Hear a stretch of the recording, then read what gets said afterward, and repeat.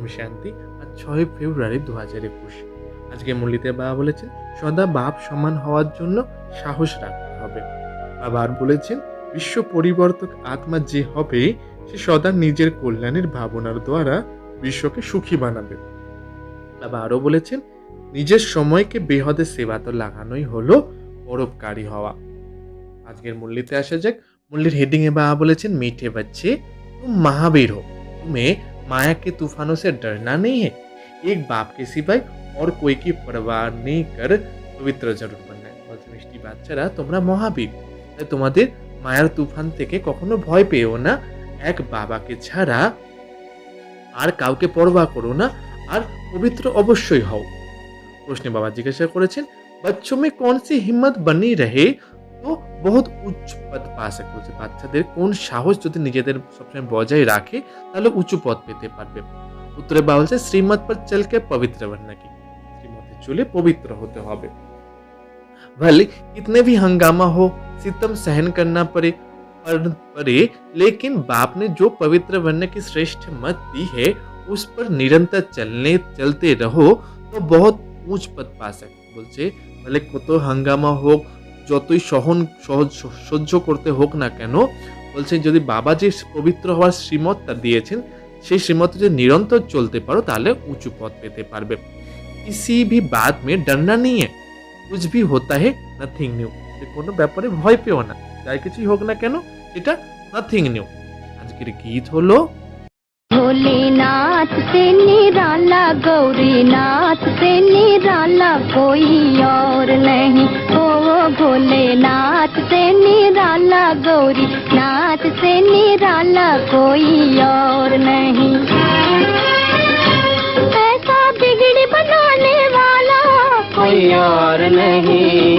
भोलेनाथ से निराला, गौरीनाथ से निराला कोई और नहीं। ओ भोलेनाथ से निराला, गौरीनाथ से निराला कोई और नहीं।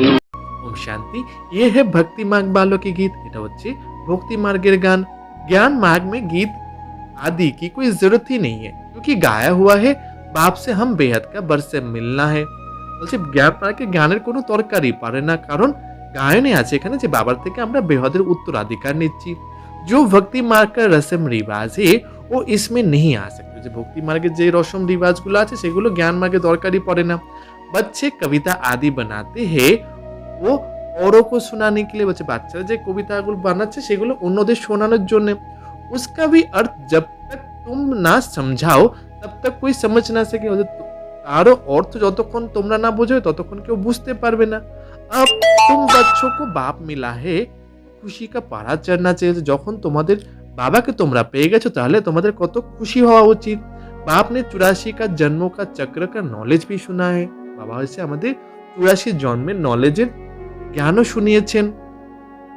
अभी खुशी होनी चाहिए, हम अभी स्वदर्शन चक्रधारी बने। বলছে আমাদের খুশি হওয়া কেন দরকার, যে আমরা স্বদর্শন চক্রধারী হতে চলেছি। বাপ সে বিষ্ণুপুরী কা বর্ষা ले, বাবার থেকে আমরা বিষ্ণুপুরী সত্যযুগের বর্ষা উত্তরাধিকার নিচ্ছি। নিশ্চয় বুদ্ধি হি বিজয়ন্তী, যে নিশ্চয় বুদ্ধি হবে সেই জয়লাভ করবে। जिसको निश्चय होता है वो सतयुग में तो जाएंगे ही, যার নিশ্চয় বুদ্ধি হবে সে সত্যযুগে নিশ্চয়ই যাবে। তো बच्चों को सदैव खुशी रहनी चाहिए, फॉलो फादर, तो বাচ্চাদের সদা খুশির সাথে বাবাকে ফলো করতে হবে। बच्चे जानते हैं निराकार शिव बाबा ने जब से प्रवेश किया है तो बड़े हंगामे हुए। निराकार शिव बाबा जবে থেকে ব্রহ্মা বাবার মধ্যে এসে প্রবেশ করেছেন তবে থেকে হাঙ্গামা শুরু হয়েছে। পবিত্রতা पर बड़े झगड़ते हैं, যে পবিত্রতার উপর অনেক ঝগড়া শুরু হয়েছে। बच्चे बड़े होते हैं कहेंगे जल्दी शादी करो, शादी बिगड़ काम कैसे चलेगा। যে বাচ্চারা বড় হলো তারা কি বলছে যে আমাদের তাড়াতাড়ি বিয়ে দিয়ে দাও, না হলে কি করে চলবে। বল মনুষ্য গীতা পড়তে परंतु उसे समझते कुछ भी नहीं। হচ্ছে ভলে মনুষ্য আত্মারা গীতা পড়ছে কিন্তু তারা কিছুই বুঝছে না। তারা सबसे जास्ती बाबा का अभ्यास, सबसे বেশি অভ্যাস বাবা করেছেন। एक दिन भी गीता पढ़ना मिस नहीं करते। বাবা সবচেয়ে বেশি গীতা পড়েছেন। ব্রহ্মা বাবার কথা বলা হচ্ছে এখানে। বাবা একদিনও গীতা পড়া মিস করতেন না। जब मालूम पड़ा गीता का भगवान शिव है, नशा चढ़ गया, हम तो विश्व के মালিক बनते। যখন যিনি জানতে পারলেন যে গীতার ভগবান স্বয়ং শিব বাবা, তখন ওনার মধ্যে নেশা হলো যে আমরা বিশ্বের মালিক হতে চলেছি। ये तो शिव भगवान बात है, फिर पवित्रता की भी बड़ा हंगामा हुआ। বলছে এটা তো শিব ভগবান বাত, বলছে পবিত্রতার উপরে অনেক হাঙ্গামা হয়েছে। इसमें বাহাদুরি চাই, বলছে এর জন্য সাহসী হওয়া দরকার। तुम हो ही महावीर महावीर, তোমরা হচ্ছ কি মহাবীর আর মহাবীরনী। সিবাই এক কে और कोई की परवाह नहीं, বলছে সিবাই এক বাবাকে ছাড়া আর কাউকে পরোয়া করবে না। पुरुष है रचयिता रचता, पुरुष है रचता, रचता खुद पावन बनता है तो रचना को भी पावन बनाता है। পুরুষরা হচ্ছে রচয়িতা, তো রচয়িতা যদি নিজেই পবিত্র হয় তাহলে তার রচনাও পবিত্র হবে। বাস इस बात पर ही बहुतों का झगड़ा चलता है, শুধু এই ব্যাপারটার উপরে ঝগড়া শুরু হয়ে যায়। बड़े बड़े घरों से निकल आए, বলছে অনেকে আছে যারা ঘর বড় বড় ঘর ছেড়েও বেরিয়ে চলে এসেছে। कोई की परवाह नहीं की, তারা কারো পরোয়া করেনি। जिसकी तकदीर में नहीं है तो समझेंगे भी कैसे, যার ভাগ্যতে নেই সে বুঝবে কি করে। पवित्र रहना है तो रहो, नहीं तो जाकर अपना प्रबंध करो, যে পবিত্র হওয়ার থাকতে হয়তো থাকো, তাহলে গিয়ে নিজের প্রবন্ধ করে নাও। ইতনি হিম্মত চাইয়ে না, এমন সাহস হওয়া দরকার যে বলতে পারো। বাবাকে সামনে কিতনে হাঙ্গামে, বাবার সামনেও কত হাঙ্গামা হয়েছে। বাবা ও কবি রং হুয়া দেখা, বাবাকে কখনো ভুল হতে দেখেছো? আমেরিকা তক ভি अखबारों में निकल गया, বলছেন আমেরিকা পর্যন্ত খবরে ছেপে গেছিল। বলছে নাথিং নিউ, এটা কোনো নতুন না। ये तो कल पहले मुआफिक होता है, इसमें डरने की क्या बात, বলছে এটা তো প্রতি কল্পে এরকম রিপিট হচ্ছে, আগের কল্পের মতো এটা রিপিট হচ্ছে, তো এতে ভয় পাওয়ার কোনো ব্যাপার নেই। हमको तो अपने बाप से बरसा लेना चाहिए, আমাদের তো নিজের বাবার থেকে উত্তরাধিকার নিতে হবে। अपनी रचना को बचाने, নিজের যে রচনা তাকে বাঁচাতে হবে। বাপ জানতে হে সারি ক্রিয়েশন इस समय पतित, বলছে পুরো সৃষ্টিটা এখন পতিত। मुझे भी सबको पावन बना, বাবাকে বলছে বাবাকে পুরো সৃষ্টিটাকে পবিত্র বানাতে হবে। बाप को ही सब कहते हैं हे पतित पावन लिबरेटर आओ, তো उनको ही तरस पड़ता है, বলছে বাবাকে এসে সবাই কি বলছেন যে হে পতিত পাবন উদ্ধারকারী এসো। এসে তো বাবার তখন সকল আত্মার প্রতি তরস হচ্ছে। रहम दिले ना, बाबा से बाबा रहम दिल ना। तो बाप समझाते बच्चे कोई भी बात में डरो नहीं, বলছে বাবা সে বলছে বাচ্চারা কোনো কথাতেই ভয় পেও না। डरने से इतना ऊंच पा नहीं सकेंगे, বলছে ভয় পেলে এত উঁচু পদ পাবে না। মাতাও पर भी अत्याचार होता है, বলছে মাতাদের উপরেও কত অত্যাচার হয়। ये भी निशानी है द्रौपदी को नंगन करते थे, বলছে এটা কি হচ্ছে দ্রৌপদীকে যে নঙ্গন করা হচ্ছে তারই এটা নিশানি। बाप 21 जन्मों के लिए नंगन होने से बचाते, বাবা এসে আমাদের 21 জন্মের জন্য নঙ্গন হওয়ার থেকে বাঁচাচ্ছেন। দুনিয়া इस बात को जानते ही नहीं, বলছে দুনিয়া এই কথাটাকে জানেই না। पति तमो प्रधान पुरानी सृष्टि को बनानी, বলছে প্রতি তম প্রধান সৃষ্টিটাকে বাঁচাতে হবে, বানানো হচ্ছে। हर चीज नए से फिर पुरानी जरूर होनी, প্রত্যেকটা জিনিস নতুন থেকে অবশ্যই পুরানো হবে। पुराने घर को छोड़ना भी पड़ता है, पुराने घर को ছাড়তে হবে। नई दुनिया गोल्डन एज, पुरानी दुनिया आयरन एज। सदैव तो रहना सके, বলছে নতুন দুনিয়া গোল্ডেন এজ আর পুরনো দুনিয়াটা হচ্ছে আয়রন এজ, যেটা সদা থাকেই না। तुम बच्चे जानते हो ये सृष्टि चक्र, তোমরা বাচ্চারা জানো কি এটা হচ্ছে সৃষ্টি চক্র। দেবী দেবতাओं के राज्य की फिर से स्थापना हो रही है, দেবী দেবতার রচনার যেটা স্থাপনা হচ্ছে। बाप भी कहते हैं फिर से तुमको गीता ज्ञान सुना, तो बाबा से কি বলছেন, বাবা এসে আবার আমাদের গীতা জ্ঞান শোনাচ্ছেন। ये रावण राज्य में दुख है, বলছে এই রাবণ রাজ্য কত দুঃখ। রাম রাজ্য किसको कहा जाते ये भी कोई समझते नहीं, বলছে রাম রাজ্য फिर কাকে বলা হবে সেটাও কেউ জানে না। बाप कहते हैं मैं स्वर्ग अथवा राम राज्य की स्थापना करने, বাবা বলছেন কি বাবা এসে স্বর্গ আর রাম রাজ্য স্থাপনা করতে এসেছেন। तुम बच्चों ने अनेक बार राज्य लिया और फिर गवाया, বাবা বলছে তোমরা বাচ্চারা অনেকবার রাজ্য নিয়েছো আর সেটাকে হারিয়ে ফেলেছো। ये सबकी बुद्धि में, এটা সকলের বুদ্ধিতে আছে। 21 जन्म सतयुग में हम रहते थे, उसको कहा जाता है 21 पीढ़ी, अर्थात जब वृद्ध अवस्था होती है तब शरीर छोड़ते। 21 জন্মের জন্য তোমরা সত্য যুগে ছিলে তাকে বলা হবে 21 পীড়ি, যখন বৃদ্ধ অবস্থা হয়ে যাবে তখন তোমরা শরীর ছেড়ে দেবে। अकाले मृत्यु कभी होती नहीं, অকাল মৃত্যু কখনোই হবে না তোমাদের। अब तुम जैसे त्रिकालदर्शी बन गए हो तुम जानते हो शिव बाबा कौन है, বলছে তোমাদের যখন ত্রিকালদর্শী হয়ে গেছো তোমরা জানো যে শিব বাবা কে। শিব के मंदिर में भी ढेर बना হচ্ছে শিব বাবার অনেক মন্দিরও বানানো হয়েছে চারিদিকে। মূর্তি তো घर में भी रख सकते हैं ना বলছে মূর্তি তো ঘরেও রাখতে পারে না, परंतु भक्ति मार्ग की भी ड्रामा में नोद है বলছে ভক্তি মার্গেরও ড্রামাতে ফিক্স আছে। बुद्धि से काम लिया जाया है বলছে বুদ্ধির দ্বারা সবকিছু কাজ হচ্ছে।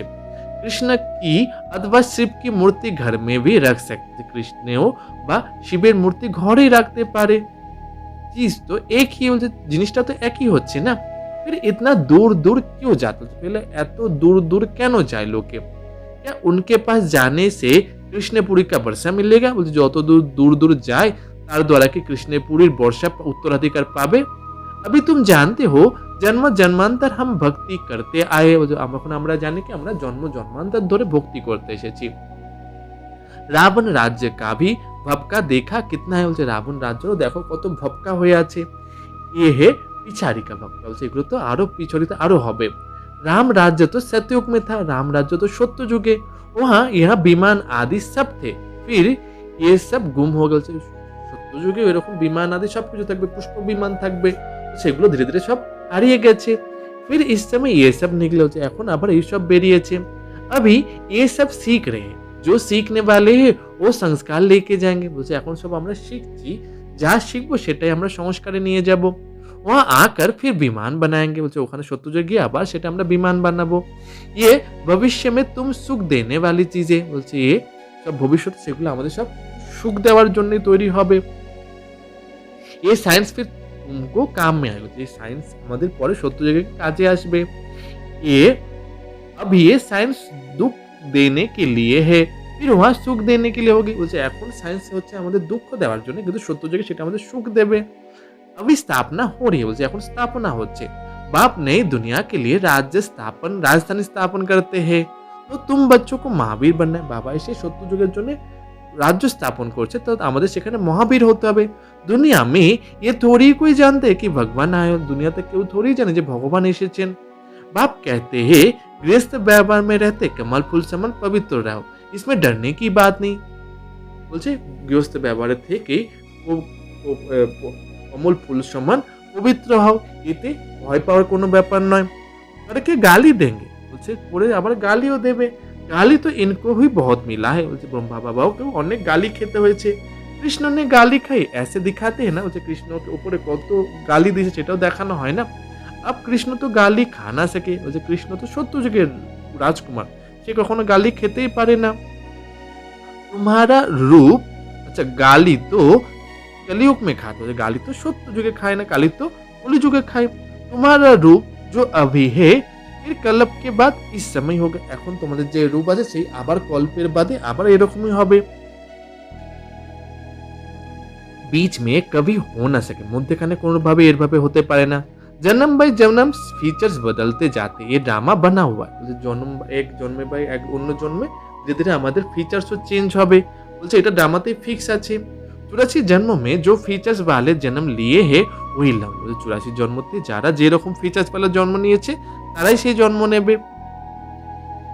अब तुम जानते हो ये फीचर्स बदल दूसरे जन्म में लक्ष्मी नारायण के फीचर्स हो जाएंगे, এখন আমরা জানি কি যে এখন আমাদের ফিচার্স চেঞ্জ হয়ে অন্য জন্মে আমরা লক্ষ্মী নারায়ণের ফিচার্স পেয়ে যাব।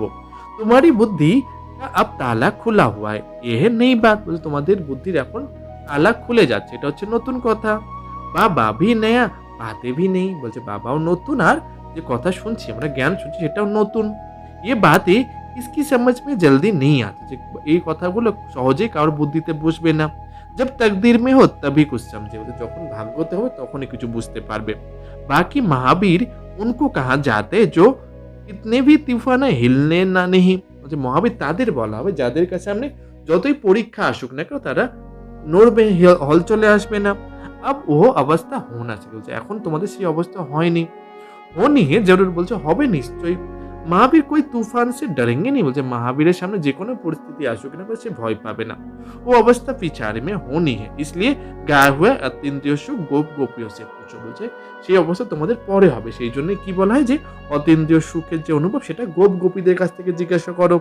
बाप आए हैं तुम बच्चों को स्वर्ग के लायक बनाने, বাবা এসেছেন কি আমাদের বাচ্চাদের স্বর্গের লায়ক বানানোর জন্য। कल पहले मिशन नरक का विनाश तो होना ही है, जो कल्पेर আগের কল্পের সমানে নরকের বিনাশ তো হবে। सतयुग में तो एक ही धर्म वाला होना है, सत्य যুগে तो एक धर्म वाला হবে। चाहते भी हे वननेस, एक धर्म होना चाहिए। बोलो कि जे एक धर्म स्थापना हो। ये भी किसी को पता नहीं कि राम राज्य रावण राज्य अलग अलग है। এটাও কেউ জানে না যে রাম রাজ্য আর রাবণ রাজ্য আলাদা আলাদা। अब बाप में पूरा निश्चय है तो শ্রীমত पर चलना पड़े। বাবার মধ্যে যদি পুরো নিশ্চয় থাকে তাহলে শ্রীমত অনুসারে চলতে হবে। हर एक की नब्ज देखी जाती, প্রত্যেকের नब्ज देखे बाबा, उस अनुसार फिर राय भी दी जाती है। সেই অনুসারে বাবা আবার রায়ও দেন। बाबा ने भी बच्चों को कहा अगर शादी करना है तो जाकर करो। बाबा বাচ্চা ये लौकिक বাচ্চাদেরও বলেছিলেন যে যদি বিয়ে করতে হয় তাহলে নিশ্চয়ই করো। बहुत मित्र संबंधी आदि बैठे उनको शादी करवा देंगे। বলছেন অনেক মিত্র সম্বন্ধীরা বসে থাকে তাদের বিয়ে করিয়ে দেয়। फिर कोई ना कोई निकल पड़ा, তাদের মধ্যে থেকে কেউ না কেউ বেরিয়ে পড়ে। তো हर एक की नब्ज দেখে, তাহলে প্রত্যেকেরই नब्ज देखे बाबा। उससे बाबा ये हालत है, हम पवित्र रहना चाहते, हमारे संबंधी हमको घर से निकालते हैं, अब क्या करना है। বাবা বলছে অনেকে বাবার কাছে জিজ্ঞেস, বাবা আমাদের এরকম অবস্থা যে আমরা পবিত্র থাকতে চাই কিন্তু আমাদের সব সম্বন্ধীরা কি আমাকে ঘর থেকে বের করে দিচ্ছে, তখন আমি এখন কি করি। अरे ये भी पूछते हो पवित्र रहना है, अगर नहीं रह सकते हो तो जाकर शादी करो। বলছে বাবা বলছে আরে এটাও জিজ্ঞাসা করছো, যদি পবিত্র থাকতে হবে, যদি না থাকতে পারো जाओ গিয়ে বিয়ে করো। अच्छा समझो इसकी सगाई हुई है, राजी करना है, हर्जा नहीं। বলছে কারো যদি सगाई হয়ে গেছে তাকে যদি রাজিও করতে হয় সেটাও কোনো হর্জা নেই। হাতিয়ালা जब बांधते उस समय कहते ये पति तुम्हारा गुरु है। যখন হাতে হাত রেখে বাঁধা হয় তখন তাকে কি বলে যে তোমার এই স্বামী তোমার গুরু। আচ্ছা उनसे लिखवा लो, বলছে তাহলে তার কাছে যখন লিখিয়ে নাও যে আমার প্রতি তোমার গুরু। तुम मानती हो मैं तुम्हारा गुरु हूँ, ईश्वर हूँ, लिखो। বউকে দিয়ে লিখি নাও যে তুমি যেটা মানো যে আমি তোমার ঈশ্বর বা গুরু। अच्छा अब मैं हुकुम देता हूँ पवित्र रहना, তখন আমি তোমার গুরু বা ঈশ্বর, তাহলে আমি গুরু ঈশ্বর তোমাকে হুকুম দিচ্ছি যে তোমাকে এখন পবিত্র থাকতে হবে। হিম্মত চাইয়ে না, বলছে সেটার জন্য সাহসের দরকার না। मंजिल बहुत भारी है, বলছে मंजिल অনেক উঁচু, प्राप्ति बहुत जबरदस्त है, বলছে যেমন উঁচু তেমন প্রাপ্তিও অনেক ভালো। काम की आग तब लगती है जब प्राप्ति की पता नहीं হচ্ছে। কামের আগুন তখনই লাগে যখন প্রাপ্তির কোনো কিছু জানে না। बाप कहते इतनी बड़ी प्राप्ति होते ही तो अगर एक जन्म पवित्र रहना पड़े तो क्या बड़ी बात है। বলছে এত বড় প্রাপ্তি যখন তোমাদের সামনে, তার জন্য যদি এক জন্ম পবিত্র হতে হয় তাতে কোনো বড় কথাই নয়। तो हम तुम्हारे पति ईश्वर है, বলছে আমি তোমাদের প্রতি ঈশ্বর। हमारी आज्ञा पर पवित्र रहना पड़े, বাবার आज्ञा অনুসারে পবিত্র থাকতে হবে।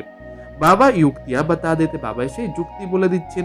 भारत में ये कायदा है स्त्री को कहते तुम्हारा पति ईश्वर है। ভারতে এই কায়দা আছে যে স্ত্রীকে বলা হয় তোমার প্রতি ঈশ্বর।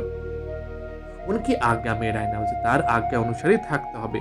पति का पाँव दबाना है क्योंकि समझते हैं ना लक्ष्मी ने नारायण के पाँव दबाए थे। जब ভক্তি মায়ের কি বলে যে স্বামীর পা টিপতে হবে, কারণ ভক্তি মাকে দেখানো হচ্ছে কি যে লক্ষ্মী নারায়ণের পা টিপেছিল।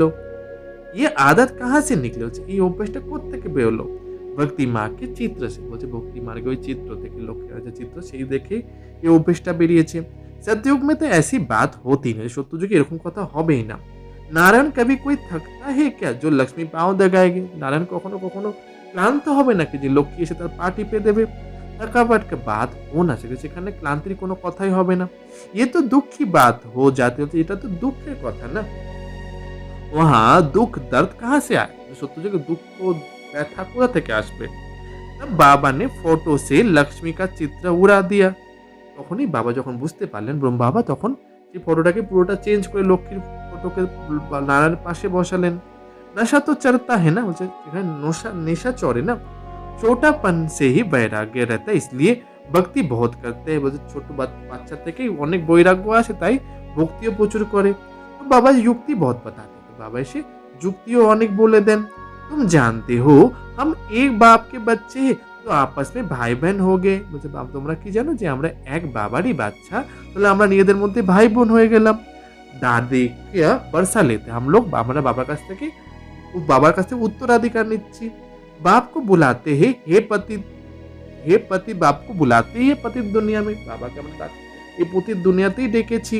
हे पतित पावन सभी सीताओं के राम। मैं কি বলে রেখেছি হে পতিত পাবন সকল সীতাদের রাম। बच्चों को कहा जाता है ट्रुथ, बाप को कहा जाता है ट्रुथ, सच खंड स्थापन करने वाला। बाबा के আমরা বলে কি সত্য, সত্যি খণ্ডে স্থাপনকারী। वही सारी सृष्टि के आदि मध्य अंत का सत्य ज्ञान तुमको देते। बाबा এসে পুরো সৃষ্টির आदि মধ্যের অন্তের জ্ঞান তোমাদের দিয়েছেন। तुम्हारी आत्मा अभी ज्ञान सागर बन रही है, তোমাদের আত্মা এখন জ্ঞান সাগরে পরিণত হচ্ছে।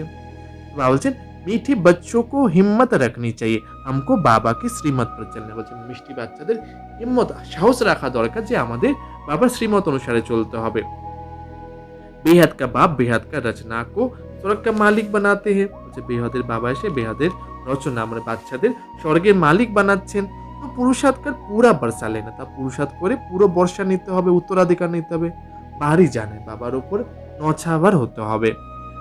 तुम उनको अपना वारिस बनाएंगे तो वो तुमको 21 जन्मों के लिए वर्षा देंगे। আমরা যখন এখন বাবাকে আমাদের নিজের উত্তরাধিকারী বানাবো তখনই বাবা এসে আমাদের 21 জন্মের জন্য উত্তরাধিকার দেবেন। बाप बच्चों के ऊपर बारी जाएंगे, बाबा এসে বাচ্চাদের উপর নছাবার হয়ে যাएंगे। बच्चे कहते बाबा ये तन मन धन सब आपका। বাচ্চারা কি বলে যে বাবা আমার এই তন মন ধন সব তোমারই।